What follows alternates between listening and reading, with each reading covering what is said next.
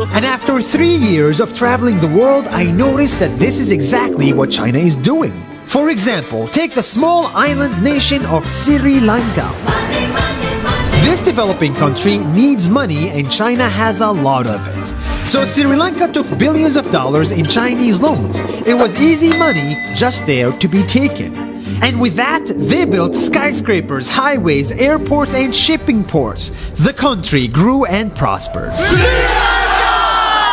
But few years later, this easy money came with interest rates, and Sri Lanka was so much in debt that it couldn't pay back China its money.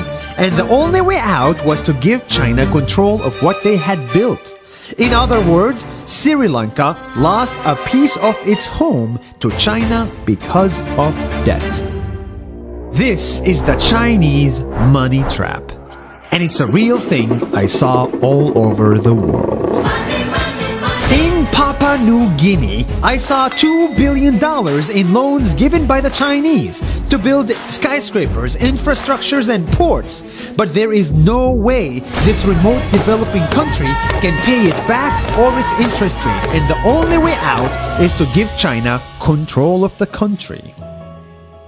In the Maldives, Pakistan, Malaysia, Laos, Kazakhstan, Mongolia, Egypt, Kenya, and South Africa,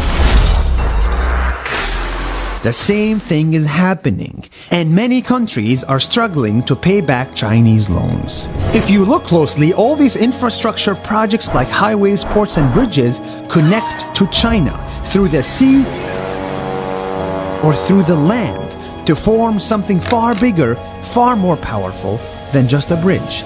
A new Silk Road. The world is already made by China, and I think slowly it will be owned by China.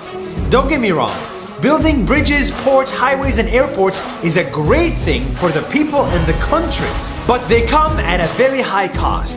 And when these countries can't pay back the loans, these countries will lose their homes. One thing my parents had taught me is that there's no such thing as a free lunch or a free ride. So if we're not careful with our money or other people's money, then we better start learning Chinese. 下周见。